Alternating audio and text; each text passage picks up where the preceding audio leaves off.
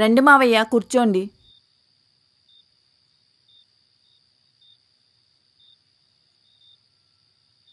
ఏంట్రా, మన ఊర్లో ఎలక్షన్ అడవడి చాలా గట్టిగా ఉన్నట్టుంది. ఈసారి ఎవరికి వేద్దాం అనుకుంటున్నావు ఓటు? దగ్గరికి వచ్చాక ఆలోచిద్దాంలే నాన్న. ఆలోచించడానికి ఏముందిరా, గీత గారికి వెయ్యి ఓటు.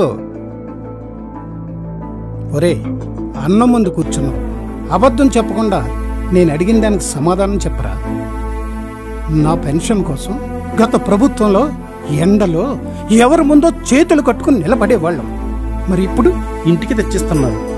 నీ పిల్లల స్కూల్ ఫీజు కోసం అప్పుకు పరిగెట్టేవాడు. మరి ఇప్పుడు అమ్మ ఒడి కింద గవర్నమెంట్ ఇస్తుంది. మీ ఫ్రెండు కొత్త ఇల్లు కట్టుకున్నాడు, స్థలం ఎక్కడిది? ప్రభుత్వం ఇచ్చింది. ఒకప్పుడు ఏ సర్టిఫికెట్ కావాలన్నా, ప్రభుత్వ పథకాలు కావాలన్నా గవర్నమెంట్ ఆఫీసుల చుట్టూ తిరిగేవాళ్ళు. మరి ఇప్పుడు వాలంటీర్లు మన ఇంటికి వచ్చి రాస్తున్నారు. మరి అన్నీ కాళ్ళ దగ్గరకు వస్తున్నాయి కదరా, ఇంకా ఆలోచించడం ఏంట్రా?